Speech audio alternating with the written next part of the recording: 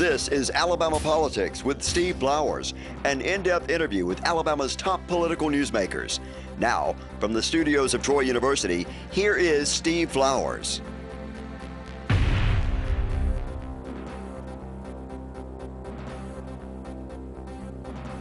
I'm Steve Flowers, and welcome to Alabama Politics. Folks, we got tonight one of my best friends, Mr. Mac MacArthur. If any of y'all ever look at the opening of my show, me talking to that older gentleman on the steps of the Capitol, that's Mac's daddy. He used to be the not receptionist, but he was a tour guide of the Capitol, and we had a hot summer day. We had filmed that thing. I'm guilty of not changing my pictures every 7 or 10 years. That picture's about 7 or 10 years old, and Mr. MacArthur has since passed away. But he and I would just sit and visit there in the rotunda of the Capitol and reminisce about old stories. And he's the beginning of my show. If y'all ever watch my show regularly, which comes on every week in Montgomery here in the River region, throughout the Wiregrass, you'll see this show. That's Mr. MacArthur, Mac's daddy. Mac MacArthur. Mac and I have been friends a long time, y'all. Steve, thanks for having me. Good to have you. Mac is head of the Alabama State Employees Association and has been, 15 years now? 18 years. 18 years. Mac's a perennial on my show. We have him on every year. We talk about old-timey politics and current politics. Mac is a son of the Wiregrass. The MacArthurs were some of the original families in Houston County. I don't know where he's kin to Bill Baxter and all of them. The Baxters were old Houston County families too. Mac's from over around Ashford. And my uncle taught Lucy Baxter there at Ashford High School. Yeah, and the man I was talking about, Mr. MacArthur, on the steps there, it was my uncle Maurice Miller's best friend. They were best friends. And Mr. Miller, my uncle, taught everybody who came through Ashford High School history. He was a good history teacher. Excellent, excellent. Did you have him? He taught me 1 year. So you had, what grade were you in? I think 8th. Uh-huh. But Mr. Maurice was an exceptional history professor, certainly in a small town. And as to the Baxleys, Bill and I have the same aunt and uncle, but different blood. His blood uncle married my blood aunt. Yeah. I thought maybe y'all kenned each other, all y'all down there together. You know, MacArthur's been there as long as Houston County's been a county, and the Baxters have been there from the start too. Baxter's daddy was old Keena Baxter, who was a circuit judge down there. And before that, DA, of course. DA, and then Baxter followed in his footsteps and had Houston and Henry County in the circuit there. You know, there's some stories about old Keena Baxter in my book. Bill told me some good stories from my book called Goats and Governors, 6 Decades of Political Stories in Alabama, and I got some good Wiregrass stories in that book. Mr. Keener was quite a colorful figure and a legendary figure. One of the stories in there, and I think you remember this one, Baxter told me this one, says his daddy was a kind of a older man, and the Farmers are an old family, F-A-R-M-E-R, like the farmer, not the Farmers who came from Pike County. Right. Emory, who was the former mayor of Montgomery, is a Pike County boy. Right. He and Bubba Trotman came from Pike County. They were almost contemporaries and grew up on the same street there in Troy. Emory Farmer, but the Farmers, as you know, were a prominent family there, a long-time family in Houston County. And one of those men came back from World War II. I think Keena was too old to go to World War II. But he came back from World War II, and Keena was either the circuit judge or the DA at the time. And old Farmer was pretty popular. He came back from the war, and he was running against, I think he was DA. He was running for DA, and he went in a country store and says, Keena did, and said, I want you to vote for me for DA. Well, old guy in the country said, well, Mr. Keena, I've been voting for you every time, but this farm boy is a nice boy. I mean, he's clean cut and good living guy and sharp as a tack, and came out of World War II. He was a war hero. I don't know. He's a nice young man. And old Keena said, yeah, why would you want to ruin him, get him in politics for his reputation? Have I told you that? You heard that before? That story happened in Beat 2 down in the Willoughby store down south part of the county. Did Baxter tell you that story? Yes, and did I tell it right? You told it right. Mr. Farmer, I think, was actually in the Bataan Death March. And I knew he was kind of a hero. He was a hero, and but the story might have been a little more colorful. But why would you want to ruin such a fine fella? Why would you want to ruin him and get him in politics? And old Baxley loved to tell that Tumbleton story. That was the best. That's about squat low. Squat low. I got that one in the book too. Yes. We won't bore folks with that one, but it is a good book. We run out of time if we don't run out of time. But so your family did come. Y'all got long time roots from when the first Houston County started, didn't it? Around the turn of the century. That's what I was thinking. But that's all Houston County is. Yeah. I mean, Houston County is the youngest county in the state. So all y'all have been there from the start. They came over from South Georgia, didn't they? Colemokia, Georgia, just across the river, is where the families are from. Yeah. Mac, now you went on to Auburn undergraduate and law school, and then you started being a DA over in Macon, didn't you? Was that your first job? Well, working in Baxley. Working for Bill, and when the 1986 race happened, I had to go to work for a living, and I became an assistant attorney general, and then went to Macon County, and then to the Ethics Commission. Now tell me this: Bob? Now I ain't gonna tie you to the year, but you spent several years with Bill Baxley when he was lieutenant governor, probably from '82 to '86. Yes. 4 years there, and then you went over, and became an assistant attorney general in '86. And then how long were you there? I was there about 3 years. And then how many years were you head of the Ethics Commission? About 3 years. Did Sumner follow you? Yes. And Sumner was there about 20 years, wasn't he? I think, Jim, I left in '97, and Jim left, last year? Yeah, so you 20 years? Yeah, close to it. Hey, Matt, what about, so you went straight from the Ethics Commission to be head of the State Employees Association? Yes. Who headed that thing for you? That guy that Mark Williams. That's right, yeah. And before him, John Barganier. But now there was a guy who was before him when I first came to Paul Smith. Yeah, Paul was there a long time. He was there a long time. time. I don't think Paul had a PAC though. Did he even have a PAC? They weren't PACs meant much back then. I don't know where Paul was actually there when the State Employees Political Action Committee was created, or whether it came right after him. He was there when I first came to the legislature. And I've started and stayed voting with state employees, as you know, because it was good for my district. You know, I was trying to vote in my district. Sure. I mean, Pike County's got a lot of state employees, so I knew that. Average person wouldn't know it, but I grew up there. Everybody who coached me in Little League Baseball and taught me in Sunday school worked for the highway department. You have a lot of regional offices in Troy, and you have a lot of people who work in Montgomery who drive from Pike County especially, but certainly Troy too. And see, I knew that having born and raised there. Yes. I knew that was, you gave state employees a pay raise. That's like a new industry in Pike County. Yes. It's because of what you said, the proximity of Troy to Montgomery. Well, I've always commuted to Montgomery. Yes. I've never, it takes me, I live on the north side of Troy, and I can get to Montgomery, to where we're sitting right now in downtown Montgomery in 45 minutes. What if I lived out at Wind Lakes or out at Pike Road, or still what's that, Waters out there called? The Waters. Yeah. It'd take me 25 minutes to get in here, wouldn't it? Or more. You live out that far, don't you? We live in the other side of Pike Road. So it takes you 25 minutes to get downtown? Probably about 30 minutes. 30 minutes, yeah. See? You used to well live in Troy.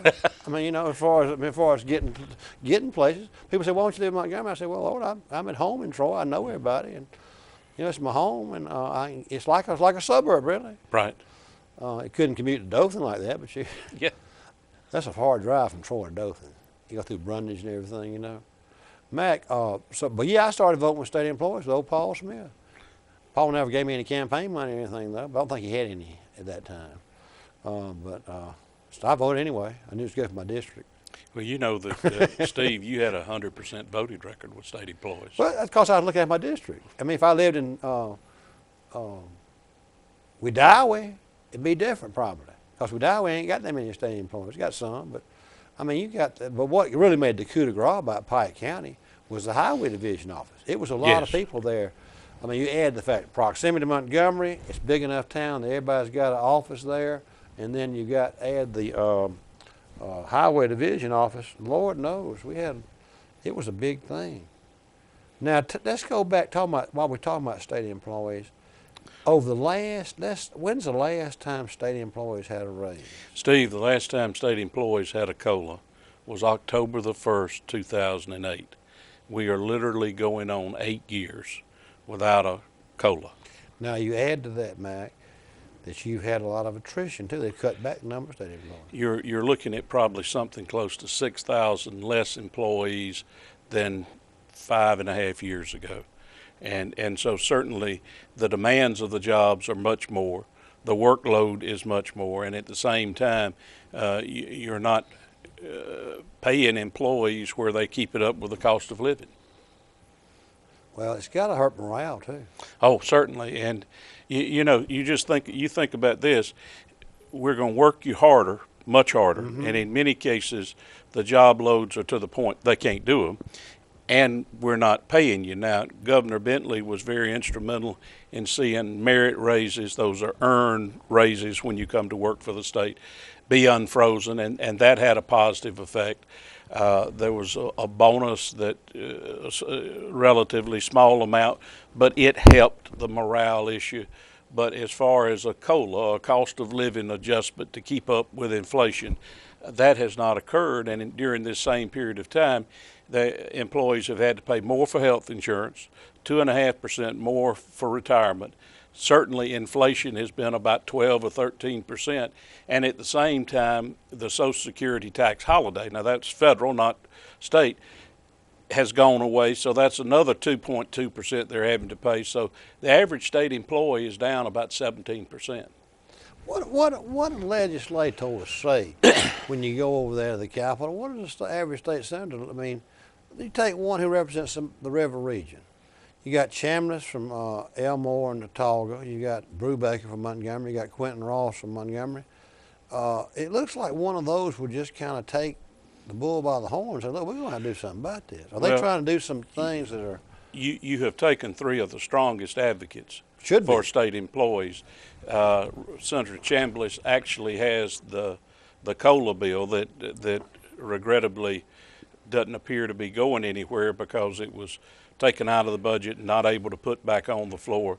Certainly, Senator Ross and Senator Brubaker are very, very strong proponents of state employees. What you've had is unprecedented broke general fund budgets. And at the same time, you've had the demands of Medicaid and prisons, plus just regular state budget, state government. One of the department heads said this year, level funded is not level services, because what you're having to buy to provide those services is going up. And so, it is very difficult to provide the same level of services in the same timely manner. And with the situation with Medicaid and the situation with corrections, it has just made it impossible to cobble together a budget. Now, where we are today, as you and I talked about before the show, is the budget that passed out of the Senate. The general fund budget is right now about $85 million short of what Medicaid says it has to have to do the so-called RCOs, or the Medicaid reform, if you will. And that at the position they're in right now, they will have to eliminate all non-mandated services such as prosthetics and eyeglasses and outpatient dialysis for the people who are covered by Medicaid right now, as well as not addressing anybody that's on any kind of Medicaid waiting list. And that could have a devastating effect. What it appears tomorrow, the legislature, the House, is going to take up the budget.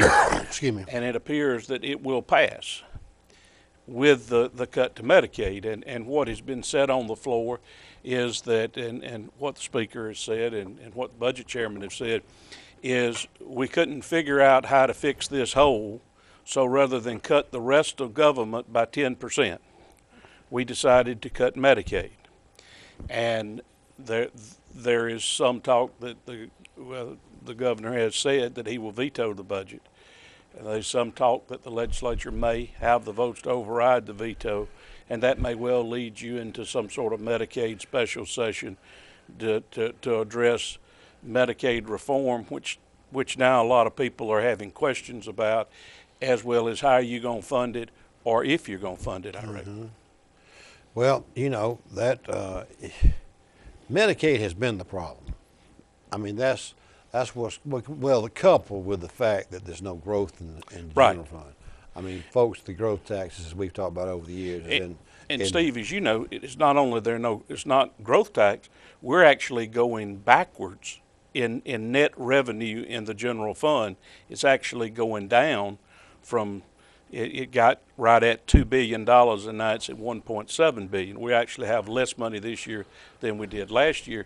So negative growth even, and then the problems with corrections and the problems with Medicaid being the key financial problem. You know, this is, I'm not smart at all, and I'm outside the arena now and observing it and talking about it.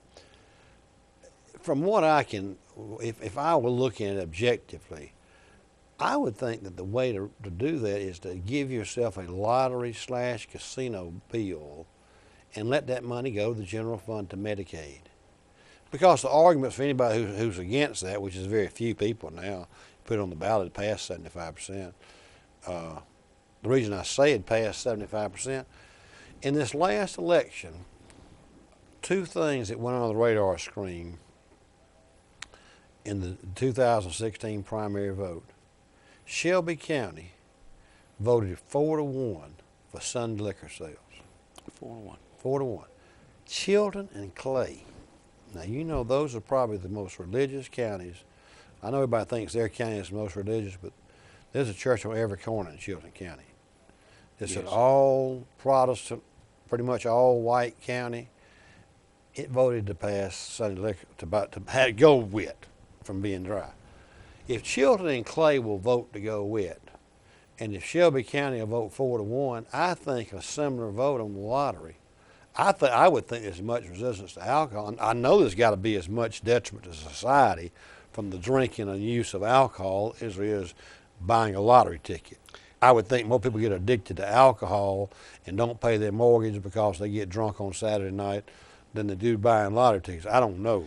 I would think that if you're against that type of sin or whatever, that someone's more likely to get hooked on alcohol than they are buying a lottery ticket. I think that argument certainly is a very compelling argument, and I think we testified for the lottery bill because we felt like that we've got to have revenue in the general fund. We can't keep going like we're going. And regrettably, those bills don't seem to be moving. I thought they would move, and if you go back to when Governor Siegelman ran on the lottery, it was almost like you could pass it through the legislature, but the people wouldn't vote for it. And now it seems to have almost flipped, that the legislature is more against it than the rank and file citizens are. If they get out and listen to their constituents will tell them. And it's not so much that their constituents want to buy lottery tickets. It's because their constituents have got enough sense to look at the buying of lottery tickets. Alabamans are going to buy lottery tickets. They're going to buy them in Florida, Georgia, and Tennessee, and Mississippi. That's what I mean. I believe the cars are backed up all the way to Andalusia on that Powerball thing last year. I mean, there were so many cars. They said there was $120 million of revenue went into Florida in that one Powerball thing, and they're estimating that 30 million of it came from Alabama, or 25. I don't doubt that at all.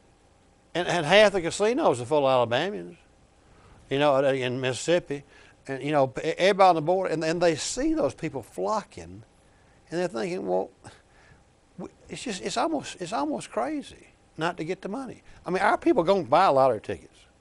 They just have to get in a carpool and go in Florida and buy them. The only thing, we're in a position where Florida and Georgia and Tennessee are getting the revenue from selling those lottery tickets. Exactly. Not Alabama's general fund, or specifically, as you said, not the Medicaid. I think you ought to earmark. If I was a person objectively, if this was like a business or something, I'd say, well, It doesn't make sense for us to be one of 2 states in America that get no money from revenue from gambling, and our people gamble. You're not stopping our people from gambling. Yeah. I mean, I think you can gamble online now. I think you can too. I mean, I don't bet on football games. I wish I could sometimes. I don't know how to do it, but, you know, I imagine a lot of money on betting on football games. And the fantasy football Yeah. and all. I mean, you know, I bet they'll tell you what's being spent on that. If old Luther wants to police some kind of gambling, that's what we ought to go after is the people playing the football game stuff. You know? But I guess it's illegal to bet on football games, isn't it? I mean, everybody does, but I guess it's illegal. I think it is illegal to wager on a football game. With a bookie. With a bookie or something like that. Well, I guess I wish I knew a bookie, but I'm glad I hadn't because I'd be breaking the law. But I'd bet on Alabama to win every time, you know. And you'd be pretty much right. That's about all I'd do. That's about as complicated as I'd get. But we ought to include that. We ought to run all those bookies out of business. I thought the state take that over. I thought this time that the gaming would really get some traction.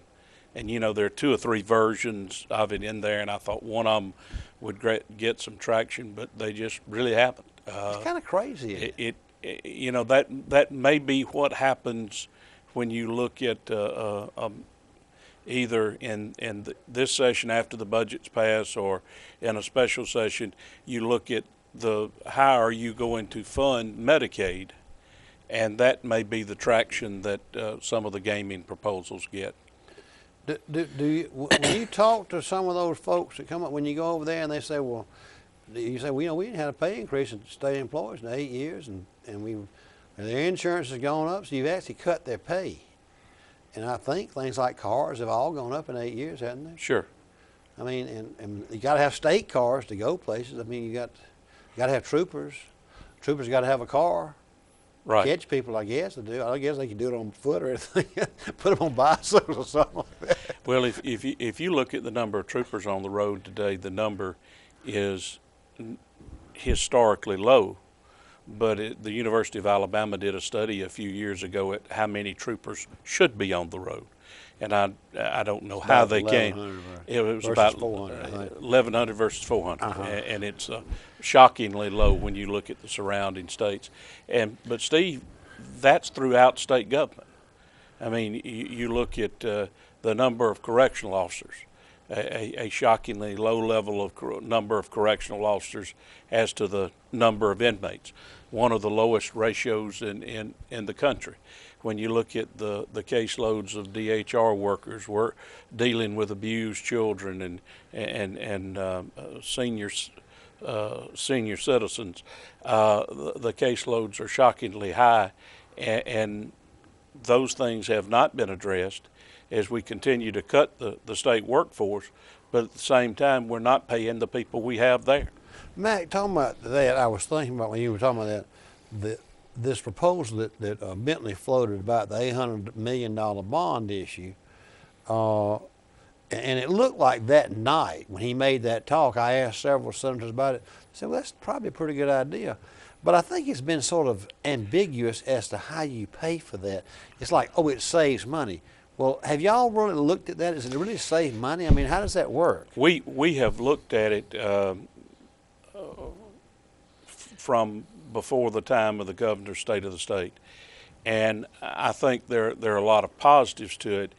The current prisons are costing you a tremendous amount of money in upkeep because many of them are old. Many of them go back into the 40s. I think Draper is the oldest, maybe into the 30s even. But so there's savings there. There's savings in going to the new design. I think if you can get the backup for the bond issue, the revenue streams, not just the savings, but the backup, where they'll sell and where they can arguably get a good price for them. I think the concept has a lot of merit. We don't think there'll be any loss of state employee jobs or correctional officers. We think put them in a better setting. But if you look over the last couple of weeks, today you've had another incident at Holman. You had an incident over the weekend. You had an incident at St. Clair. And each of these correctional officers were hurt or inmates were hurt, and for some period of time, some part of those prisons they lost control of. And I think it's horrible that that's happening, but I think it shows the need for a very creative resolution to the prison problem. But now the money is not there in the pure savings as far as being more economical to pay that $800 million bond issue, is it? I think that is a significant part of it, but I don't think it's just. I think it's got to be more than that. So it's going to have to come out of the general fund pot to a certain degree. Their budget. If you look at corrections budget, I don't see how they can pay any money for a bond issue out of it. If you look at the general fund and the situation it's in, where Medicaid is cut by a significant amount, in lieu of cutting Medicaid, you'd have to cut state government general fund by 10% to pay that bond to pay. So I think that would be very difficult, and I think identifying the revenue streams that would be the backup to pay for that, in addition to the savings on maintenance, certainly would have to be addressed. So that savings ain't gonna pay that bond issue. Well, that's why it ain't going nowhere, isn't it? Well, I think had you and I been talking a week ago, I would have been less optimistic than I am now. I'm a little bit more optimistic, but I don't know that there's enough. Some things are going to have to fall together. Some questions are going to have to be answered, like what are you going to do with these facilities? Politically, where are you going to put them? Where are you going to put them? And you know, that cuts two ways. It cuts the way of some people may not want a prison, but the other way it cuts politically are the jobs that are there and where they're located. A lot of jobs too. Right. And you take Atmore and that sort of thing. If you turn off there at the exit 57, you know, there's a lot of talk about the Porch Creek Indian gaming facility. But if you go to the right toward Uriah, you have 4 prisons. You have Holman, you have Fountain, you have J.O. Davis, and you have Atmore Work Release, which is 250 inmates, which I consider a prison. A huge economic engine in that area. So when he made that announcement, I thought, well, you know, there's some politics involved there. Where are they going, and exactly where are the jobs going to be? That's why they're in Barber County right now. Right. Speaker Clark certainly understood what building two prisons in Barber County meant. That's right. Well, folks, our time is up. I appreciate Mac being with us. Mac, thanks for coming. Thank you for having me, Steve. Again, folks, our guest today has been Mac MacArthur, the head of the Alabama State Employees Association, a longtime political icon in the state and a good friend of mine. We thank you, viewers, for watching. I hope you tune again next week for Alabama Politics. Thank you very much. Thank you.